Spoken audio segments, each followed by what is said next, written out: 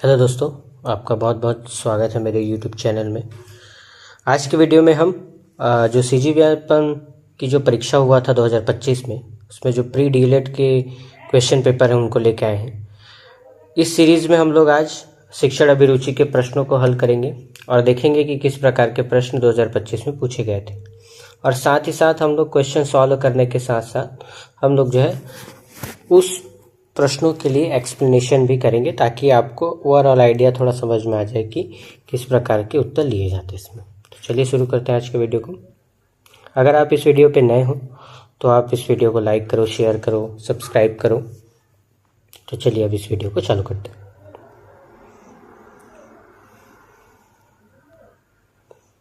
पहला प्रश्न है मैच द कॉलम का प्रश्न है, तो इसको हम लोग सॉल्व करते हैं। पहले प्रश्न पढ़ते हैं।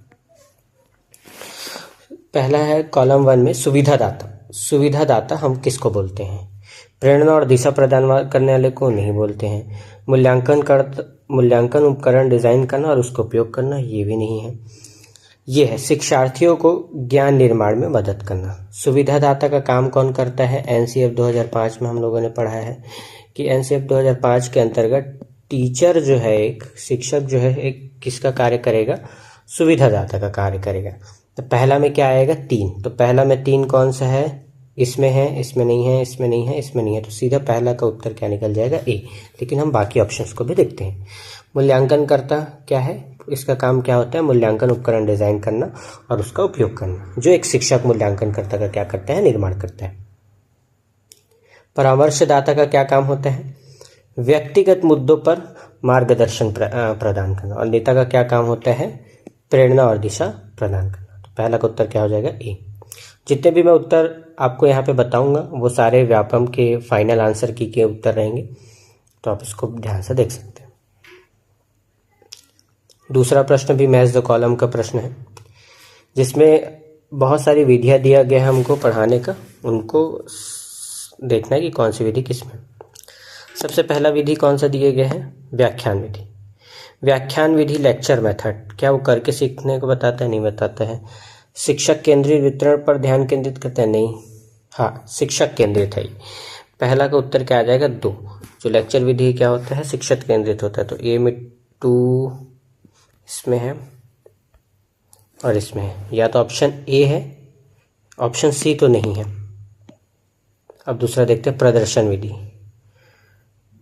प्रदर्शन विधि में क्या करते हैं हम लोग? किसी चीज को करके सिखाते हैं। तो दूसरा में क्या हो जाएगा? ए। तो बी में ए 2 ऑप्शन में है। ये गया, ये गया। अब या तो ऑप्शन ए उत्तर है या तो ऑप्शन डी इसका उत्तर है। परियोजना विधि में क्या होता है? हम कोई प्रोजेक्ट लेते हैं, उस प्रोजेक्ट के लिए हम लोग उस पर काम करते हैं। जैसे कि परियोजना विधि में क्या है?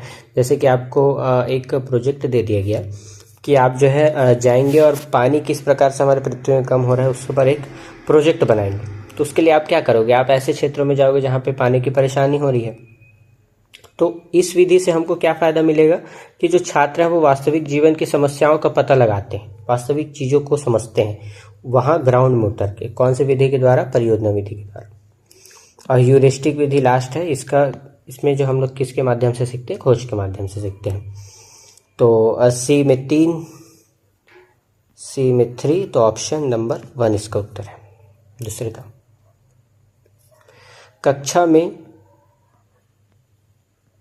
कक्षा में शिक्षक की प्रभावशीलता को मापने के लिए क्या आवश्यक है? छात्रों की प्रतिक्रिया। हाँ भाई, जितने अच्छे से बच्चे प्रतिक्रिया देंगे हम लोग समझ पाएंगे कि शिक्षक अच्छे से पढ़ा पा रहे हैं। शिक्षण के दौरान आत्म मूल्यांकन बहुत जरूरी है। शिक्षण पद्धतियों में सुधार करना, ये भी सही है। तो इसका उत्तर क्या हो जाएगा? डी। 1 मिनट, इसका उत्तर क्या हो जाएगा? डी उत्तर हो जाएगा। ज्यादातर जो भी ऑप्शंस आपको मिलेंगे जिसमें उपरोक्त सभी या वाले जो प्रश्न होते हैं, ज्यादातर शिक्षण अभिरुचि में उसी को उत्तर लिया जाता है। तो अगर कुछ समझ में ना आए वहाँ पे प्रश्न, तो इनमें से सभी को ज़्यादातर ऑप्शन के तौर पे चुनिएगा। अगला प्रश्न है, संजय पढ़ाई में अच्छा है परंतु अक्षर शब्दों को पढ़ने और समझने में कमजोर है। उनकी गणितीय समझ अच्छी है। संजय निम्नलिखित में से किस विकार से ग्रसित है? देखो उसमें किस में समस्या आ रहा है? उसको पढ़ने में। तो डिस्कैलकुलिया का मतलब होता है जिसमें बच्चा को कैलकुलेशन में परेशानी, मतलब गणित समझने में उसको परेशानी हो।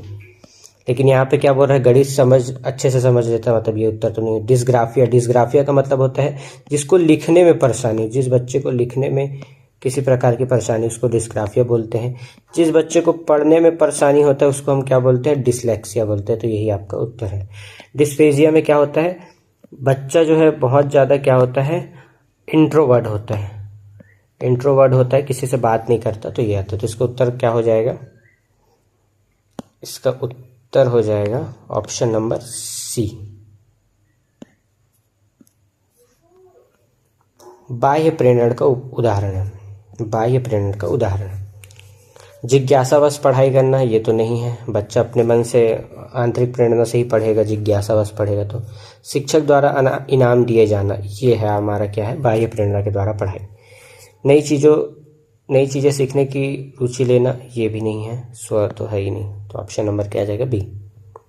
निम्नलिखित में से कौन सी शिक्षण विधि बाल केंद्रित मानी जाती है।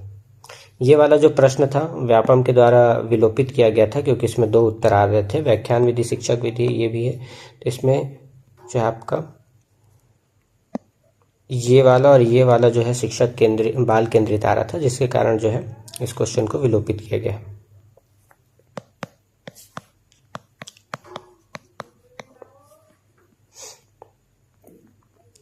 एक समावेशी कक्षा में शिक्षक को किन रणनीतियों को अपनाना चाहिए। समावेशी कक्षा का मतलब क्या होता है, ऐसे कक्षा देखो आप जब शिक्षक बनोगे तो आपके कक्षा में बहुत टाइप के बच्चे रहेंगे, कोई होशियार रहेगा, कोई थोड़ा कमज़ोर रहेगा। तो सारे टाइप के बच्चों को आप किस तरह से शिक्षा दें ताकि जो पढ़ाई में अच्छा उसको भी मदद हो और जो पढ़ाई में थोड़ा पीछे रह गया उसको भी मदद हो। मतलब कुल मिला के हमको एक ऐसा इन्वायरमेंट बनाना है जिसमें कक्षा के सारे बच्चों को अच्छे से उनकी आवश्यकता के अनुसार हम क्या दे सके, शिक्षा दे सके। तो वो चीज़ करने के लिए हमको क्या क्या अपनाना चाहिए। तो देखते हैं पहला ऑप्शन, सभी छात्रों के लिए एक ही पाठ्यक्रम सामग्री का उपयोग करना चाहिए। ये तो बिल्कुल गलत है। क्यों गलत है, क्योंकि आप एक टाइप का पाठ्यक्रम डिज़ाइन कर दोगे। मान लो आपका पाठ्यक्रम जो है वो बहुत कठिन टाइप का है, तो कठिन है तो जो होशियार बच्चे हैं, जो अच्छे पढ़ाई में अच्छे, उनको तो समझ में आ जाएगा, लेकिन जो बच्चे पीछे रह गए हैं पढ़ाई से उनके लिए दिक्कत हो जाएगा। तो ये समावेशी शिक्षा के बिल्कुल विरोध में है। तो ए तो नहीं है, तो ए उत्तर नहीं है, मतलब ऑप्शन नंबर सी कट हो गया हमारा। छात्रों की सीखने की आवश्यकता के अनुसार शिक्षण को अनुकूलित करना, ये बिल्कुल सही है कि बच्चों की आवश्यकता के अनुसार हम रणनीति बनाएं ताकि सारे बच्चों को समझ में आए। मतलब ऑप्शन बी तो है। तो ऑप्शन बी इसमें नहीं है, तो ये कट हो गया। या तो बी है या तो डी है। विशिष्ट छात्रों को अलग अलग बैठाकर पढ़ाना, ये बिल्कुल गलत है। समावेशी कक्षा में ऐसी कक्षा है जिसमें सारे बच्चे एक साथ ही बैठेंगे, अलग तो बैठ ही नहीं सकते। तो ये भी उत्तर होता है। तो इसका उत्तर क्या आ जाएगा, बी और डी। छात्रों को प्रोत्साहित करने के लिए भिन्न भिन्न मूल्यांकन विधि का उपयोग करना। एनसीएफ 2005 विभिन्न विषयों के अलावा किन पाठ्यचर्या क्षेत्रों को भी महत्व देता है, कि जो हम लोग रेगुलर जो सब्जेक्ट पढ़ते हैं उसके अलावा और कौन कौन से सब्जेक्ट है जिनको हमको अपनाने की बात कहता है एनसीएफ। तो कला शिक्षा की बात करता है कि हम लोग बच्चों को कला में भी, किसी भी प्रकार की कला में हम क्या करें, उनको शिक्षित करें। स्वास्थ्य एवं शरीर की भी शिक्षा दें हम उनको। काम एवं शिक्षा जिसमें व्यवसाय की बात होगी। शांति के लिए शिक्षा, ये भी। तो चारों इसका सही उत्तर है। तो ऑप्शन नंबर डी। रचनात्मक दृष्टिकोण के अनुसार इनमें से कौन सा ज्ञान निर्माण के लिए महत्वपूर्ण है।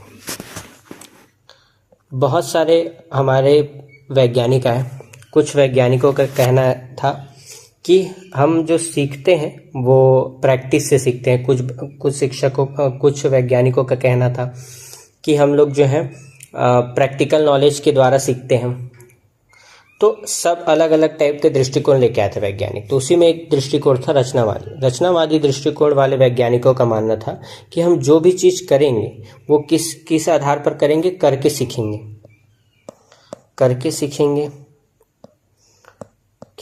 रियल लाइफ से सीखेंगे, रियल लाइफ के प्रॉब्लम से सीखेंगे और बच्चों के पूर्व ज्ञान का उपयोग करते हुए सीखेंगे। बच्चों के पूर्वगान का उपयोग करते हुए सिखाएंगे। तो ये 3 चीज़ों की बात कही थी रचनावादी दृष्टिकोण में। तो अनुकूलन का बात नहीं किया था, सूझ का बात नहीं किया था, वो किसका बात किए थे हम लोग, विद्यार्थियों के पूर्व ज्ञान का। उनका ये मानना था कि कोई भी बच्चा जब स्कूल में पहली बार आता है तो बिना किसी नॉलेज का नहीं आता, वो अपने साथ बहुत सारे अपना प्रीवियस नॉलेज लेके आता है। उस नॉलेज का उपयोग करके हम किस प्रकार से बच्चों का मानसिक विकास करते हैं, यही जो है रचनावादी दृष्टिकोण में सिखाया जाता है। तो इसका उत्तर क्या हो जाएगा, ऑप्शन नंबर सी। नीचे गए एजर्सन और रीजन वाला क्वेश्चन है, ये जो बहुत पूछता है अभी व्यापम में, तो इसको सॉल्व करते हैं। रचनात्मक मूल्यांकन से सीखने की गति में तेजी आती है, बिल्कुल सही है भाई। ये योगात्मक मूल्यांकन के विपरीत रचनात्मक विकास अत्यधिक विश्वसनीय है, ये गलत है। योगात्मक मूल्यांकन भी उतनी विश्वसनीय है जितना हमारा रचनात्मक है। तो अजर्सन बिल्कुल सही है, लेकिन रीजन उसका गलत है। तो अजर्सन सत्य और रीजन गलत, ऑप्शन नंबर सी। निम्नलिखित में से कौन सा एक गुणात्मक मूल्यांकन का उदाहरण है? गुणात्मक मतलब 2 टाइप का मूल्यांकन होता है, क्वांटिटी के रूप में होता है, क्वालिटी के रूप में होता है। तो हम कौन सा मूल्यांकन करें जिसमें बच्चे अच्छे से सीख पाए, चीज़ों को अच्छे से कर पाए? तो पहला टाइप का मूल्यांकन है जिसमें बहुविकल्पी प्रश्न पत्र दे दें। तो इस प्रकार के बहुविकल्पी टेस्ट लेंगे तो हम बच्चे के सारे चीज़ों को हम नहीं समझ पाएंगे कि बच्चा किस प्रकार से सोच रहा है, किस प्रकार से उसका थिंकिंग है, किस प्रकार से उस टॉपिक को समझा है, ये हम बहुविकल्पी प्रश्नों से नहीं समझ सकते। तो ये तो नहीं, लिखित परीक्षा से भी नहीं समझ सकते। हाँ, हम इससे समझ सकते हैं कि परियोजना कार्य हम प्रस्तुतिकरण से, मतलब कि वो अपना प्रोजेक्ट वर्क किस प्रकार से किया और उस प्रोजेक्ट वर्क को करने के बाद वो किस प्रकार से उसको एक्सप्लेन किया, किस प्रकार से उसको बताया। तो इस प्रकार का मूल्यांकन जो है गुणात्मक मूल्यांकन का क्या है, उदाहरण। मतलब सबसे अच्छा मूल्यांकन का तरीका यही है। और संख्यात्मक ग्रेड देना ये तो है ही नहीं कि आप ग्रेड दे रहे हो, ए ग्रेड बी ग्रेड, ये उतना जो है बेनिफिशियल नहीं होता। निम्नलिखित में से कौन सा ई लर्निंग प्लेटफॉर्म नहीं है? नहीं है प्रश्न पूछे तो आप उसको गोला लगा दें। कोर्सेरा है, ये तो है, उडेमी भी है, नेटफ्लिक्स, ये नेटफ्लिक्स नहीं है, ये तो मूवी देखने वाला एक ऐप है। ठीक है, आगे बढ़ते हैं। शिक्षण में लचीलापन क्यों आवश्यक है? लचीलापन क्यों आवश्यक है? मतलब कि आप बच्चों के अनुसार अपने शिक्षण विधियों को किस प्रकार, शिक्षण विधियों को या पाठ्यक्रम को या स्कूल के इन्वायरमेंट को किस प्रकार से चेंज करते हो, ये उस लचीलेपन की बात कर रहे हैं। ताकि प्रत्येक छात्र की सीखने की गति के अनुसार पढ़ाया जा सके, बिल्कुल सही है ये। ताकि शिक्षक अपनी पुरानी रणनीति को बिना बदले जारी रख सके, बिल्कुल गलत है ये। लचीलापन इसीलिए रखा जाता है कि अगर आपकी पद्धति में कुछ गलत है या कुछ परेशानी है तो आप उसको चेंज कर सको। तो ऑप्शन बी तो नहीं है, तो ऑप्शन बी नहीं है तो ये काट दो आप। ऑप्शन ए तो है, ये तो ये है ना, अभी भी नहीं समझ में आ रहा है कि कौन सा है। ताकि छात्रों की ज़रूरतों के अनुसार शिक्षण पद्धति बदली जा सके, बिल्कुल सही है। तो ए और सी सही है, तो ए सी यहाँ है। ताकि हर छात्र को एक जैसा अनुभव मिले, ताकि सीखने की शैली में कुछ भी हो, ये तो गलत है। ऑप्शन नंबर सी तो इसका आएगा। राष्ट्रीय शिक्षा नीति का उद्देश्य क्या है? संपूर्ण शिक्षा तंत्र को नया रूप देना, ये भी है। शिक्षा को रोजगार के से संबंध करना, ये भी है। शिक्षा द्वारा समान अवसर देना, ये है। शिक्षा को डिग्री से विच्छेदित करना, ये चारों इसके उद्देश्य हैं। इसी कारण इसको प्रश्न को क्या किया गया है, विलोपित किया गया था। ये क्वेश्चन को विलोपित किया गया था क्योंकि इसके चारों उत्तर सही थे। शिक्षा में प्रचार प्रसार करेंगे तो क्या होगा? लोकतंत्र मजबूत होगा, हाँ होगा। अंधविश्वास की कमी आएगी। आर्थिक विकास की दर बढ़ती है, ये भी होता है। तो ऑप्शन नंबर डी।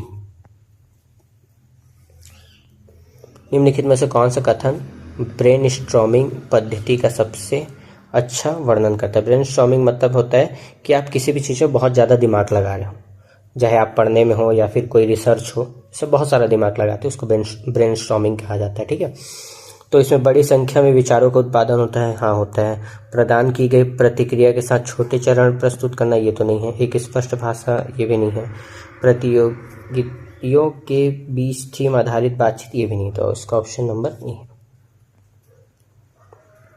आपके मतानुसार कक्षा संप्रेषण कैसा होना चाहिए? मतलब कि हमारे अनुसार जो शिक्षक और बच्चों के बीच जो बातचीत है वो किस प्रकार का होना चाहिए? कठिन होना चाहिए क्या? नहीं होना चाहिए? सामान्य होना चाहिए क्या? नहीं होना चाहिए? क्या होना चाहिए? जो सबसे अच्छा उत्तर है वो है रोचक। व्यापक भी होना चाहिए, ये भी जरूरी है, लेकिन सबसे अच्छा संप्रेषण, सबसे ज्यादा अच्छा अगर इन चारों ऑप्शन में देखा जाए तो इसका उत्तर है रोचक। शिक्षक के लिए मनोवैज्ञानिक दक्षता क्यों महत्वपूर्ण है? छात्रों के साथ अच्छा संवाद स्थापित करने के लिए, हाँ, ताकि हम बच्चों को अच्छे से समझ पाए। अपनी भावनाओं को समझने और प्रतिबंधित करने के लिए ये भी है। कक्षा में सकारात्मक वातावरण बनाने रखने के लिए ये भी है। तो ऑप्शन नंबर डी। निम्नलिखित में से कौन सी समाजीकरण की प्रमुख एजेंसियां हैं? समाजीकरण की प्रमुख एजेंसियां मतलब जिसमें बच्चा समाज में घुलता मिलता है। तो कौन कौन से ऐसे चीजें जहाँ पे जाके घुल सकता है? तो समुदाय द्वारा, कुछ सामाजिक समूह में, यहाँ पे भी वो घुल जाता है। औपचारिक शिक्षण संस्थाएं, यहाँ पे भी। परिवार में। तो चारों ऑप्शन इसके सही हैं। तो ऑप्शन नंबर सी इसका उत्तर हो जाएगा। शिक्षण व्यवसाय में रुचि रखने वाले व्यक्ति को शिक्षण कौशल और विधियों में निपुणता प्राप्त करनी चाहिए। बिल्कुल सही है ऑप्शन ए। शिक्षण केवल एक पेशा नहीं बल्कि एक कला विज्ञान दोनों है, जिससे ज्ञान और धैर्य और उचित शिक्षण तकनीक की आवश्यकता होती है। नीचे देख, हाँ देखो, इसमें ये बोल रहा है कि आप शिक्षण व्यवसाय के साथ हमको अलग अलग कौशल भी सीखने चाहिए, और इसके रीजन में भी ये बोल रहा है कि क्यों सीखना चाहिए। इससे हमारा ज्ञान बढ़ता है और उचित शिक्षण तकनीकों की आवश्यकता होती है, इसलिए हमको ये कौशल को सीखना चाहिए। तो दोनों ही सही है और दोनों एक दूसरे की भी क्या कर रही है, व्याख्या कर रही है। शिक्षण शास्त्र में शिक्षण विधियों को अपनाने का सही क्रम क्या है? जो हम लोग पाठ्य योजना बनाते हैं पढ़ाने के लिए, तो सबसे पहले हमको क्या करना चाहिए? तो पाठ्यक्रम की योजना बनाना, ये तो सबसे पहले हम यही करेंगे। शिक्षण विधि का चयन, कक्षा में शिक्षण कार्य, विद्यार्थियों की प्रतिक्रिया लेना, ये तो सबसे लास्ट में आ जाएगा। मूल्यांकन करना, ये ई सबसे लास्ट में है, मतलब ये ऑप्शन है या तो ये ऑप्शन है। ऑप्शन नंबर ए सबसे फर्स्ट है, मतलब इसका उत्तर का ऑप्शन नंबर ए है। ठीक है, पहला में आएगा ये। फिर हम क्या करेंगे, शिक्षण विधियों का चयन करेंगे, फिर कक्षा में शिक्षण कार्य करेंगे, फिर चौथे नंबर पे विद्यार्थियों से प्रतिक्रिया लेंगे। मतलब हम सबसे पहले क्या किए, किसी भी पाठ को पढ़ाने के लिए एक योजना बनाए कि हम उस पाठ को इस तरह से पढ़ाएंगे। फिर सेकंड नंबर में क्या किए, अगर हम मेरे को उस पाठ को पढ़ाना है तो मैं कौन कौन सी विधि का उपयोग करूंगा, ये सेकंड मेरा काम हो गया। थर्ड काम क्या हो गया कि मैं उस चीज़ को पढ़ा दिया। फिर चौथा काम क्या हो गया, पढ़ाने के बाद मैं उसको बच्चों से पूछा कि आपको कितना समझ में है। उसके बाद लास्ट में हम लोग क्या करेंगे, उसका मूल्यांकन लेंगे, टेस्ट लेंगे, पेपर लेंगे। तो ये option number A B C D E, ये तो लाइन से पहले से ही जमा हुआ था। एक शिक्षक को ज्ञान के अलावा अपने विद्यार्थियों को और क्या सिखाना चाहिए? लक्ष्य प्राप्ति के लिए अथक प्रयास सिखाना चाहिए, विपरीत परिस्थितियों में भी संयम एवं संतुलन न खोना, ये भी सिखाना चाहिए, और समय का सदुपयोग भी सिखाना चाहिए। तो ऑप्शन नंबर डी। सीखना एक जीवन भर चलने वाली प्रक्रिया है, बिल्कुल सही है। सीखने को उपयोगी बनाने के लिए उसे प्रक्रिया से जोड़ना चाहिए, ठीक है, ये भी सही है। और दोनों एक दूसरे का क्या कर रहे हैं, स्पष्टीकरण भी कर रहे हैं। यहाँ पे फिर से मिलाना है। सबसे पहले है रामायण। रामायण तो जो है वाल्मीकि से रहेगा। ए में 4, ए में 4 मतलब ये, और ये ऑप्शन कट हो गया। महाभारत किसने लिखा था, वेद व्यास जी ने लिखा था, तो बी में 3, और सी में 1, और डी में रविन्द्रनाथ टैगोर। निम्नलिखित में से कौन से सीखने के सबसे प्रभावशाली कारक है? सीखने का सबसे प्रभावशाली कारक कौन सा, ये पूछा गया है। सरकारी नीति, उतना सीखने में सरकारी नीति का क्या लेना देना है। प्रेरणा बहुत जरूरी है, अभिवृत्ति बहुत जरूरी है, और रुचि बहुत जरूरी है। भौतिक सुविधाएं उतनी इंपॉर्टेंट नहीं होती है आपके सीखने के लिए। तो बी सी डी, तो B C D option number B. शिक्षा शास्त्र के अनुसार अधिगम की प्रक्रिया में निम्नलिखित चरणों का सही क्रम क्या होगा? हमको किसी भी चीज को सीखना है तो उसका सही क्रम क्या होना चाहिए? सबसे पहला क्रम जो हमारा ये होता है कि हम किसी चीज का अनुभव प्राप्त करें। जब हमको किसी चीज का अनुभव प्राप्त हो जाता है, फिर हम उसको ध्यान से देखना है, समझना है कि उसमें क्या है। फिर हमारा ये दोनों काम होने के बाद तीसरा काम होता है कि हम अब संज्ञानात्मक प्रक्रिया से गुजरे। अब हम उसके लिए दिमाग लगाए, उसको समझे क्या है कैसा है ये। फिर वो करने से हमारे किस में परिवर्तन आता है, व्यवहार में परिवर्तन आता है। फिर लास्ट में हम लोग उसकी फिर क्या देते हैं, प्रतिक्रिया देते हैं। तो ए वाला ऑप्शन कौन सा, ऑप्शन नंबर बी।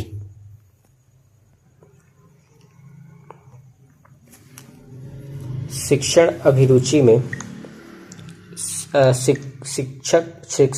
शिक्षण की समझ के स्तर की संरचना को क्रमिक क्रम से व्यवस्थित करना है। ठीक है, शिक्षण को समझने के क्रमिक क्रम। तो सबसे पहले हम लोग क्या करते हैं, अन्वेषण करते हैं। अन्वेषण के बाद हम लोग किसी भी चीज़ को समझ लिए, फिर हम उसका क्या करेंगे, प्रस्तुतिकरण करेंगे। प्रस्तुतिकरण करने के बाद हम लोग तीसरे नंबर का हमारा काम रहता है आत्मसात करना। फिर आत्मसात जो किए गए हैं उसको हम लोग अपने दिमाग में स्कीमा में एक संगठन के रूप में क्या करेंगे, उसको रखेंगे। फिर लास्ट में उसका क्या करते हैं, स्वस्वर वाचन। तो बी सी डी, तो बी सी डी ए ई वाला ऑप्शन नंबर बी।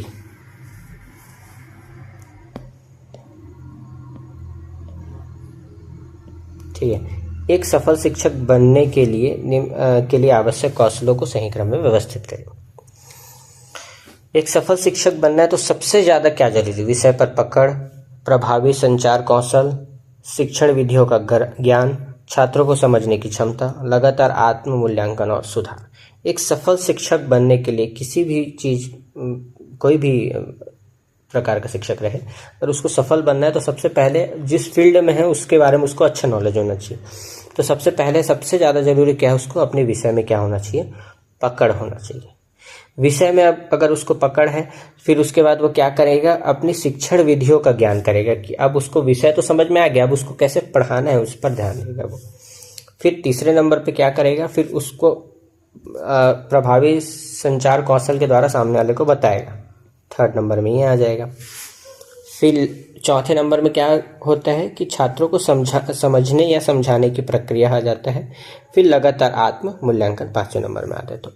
तो सबसे पहले ए, फिर सी, ए सी वाला ऑप्शन है ऑप्शन नंबर ए।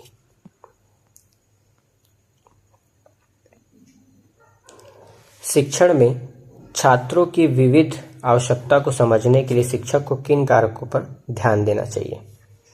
विविध आवश्यकताओं को अगर हमको उसको समझना है तो किस पर ध्यान देना चाहिए। प्रत्येक छात्र के सीखने की गति पर देना चाहिए। छात्रों के व्यक्तिगत रुचि एवं पूर्व ज्ञान, इसको भी देना चाहिए। सभी छात्रों को एक ही तरीके से पढ़ाने पर जोर, ये तो नहीं है। तो सी जहाँ जहाँ है ये तो कट हो जाएगा। समूह और व्यक्तिगत आवश्यकताओं के अनुसार शिक्षण शैली में परिवर्तन करना, ये भी बिल्कुल सही। Option number B. कक्षा में भाषण के तत्वों का क्रम। भाषण आप कभी भी दोगे तो सबसे पहले क्या करोगे, प्रस्तावना से चालू करते हैं हम लोग। सबसे पहले हम लोग क्या देते हैं, प्रस्तावना। प्रस्तावना के बाद हम लोग क्या करेंगे, किसी भी चीज का वर्णन करेंगे। वर्णन करने के बाद हम लोग जो है उसका विवरण, प्रतिक्रिया लेंगे। फिर उसका स्पष्टीकरण करते हैं चौथे नंबर पे। लास्ट में फिर उसका हम लोग क्या निकालते हैं, निष्कर्ष निकालते हैं। तो 1 2 3 4 ये तो लाइन से लगा ही हुआ है, तो ए बी सी डी ई, तो ऑप्शन नंबर डी। तो बस आज के लिए बस इतना ही था। आज हम लोगों ने सीजी व्यापम की जो परीक्षा के जो प्री बीएड है उसमें जो 2025 में शिक्षण अभिरुचि के प्रश्न पूछे गए थे उनको सॉल्व किया और उसमें एक्सप्लेनेशन भी दिया।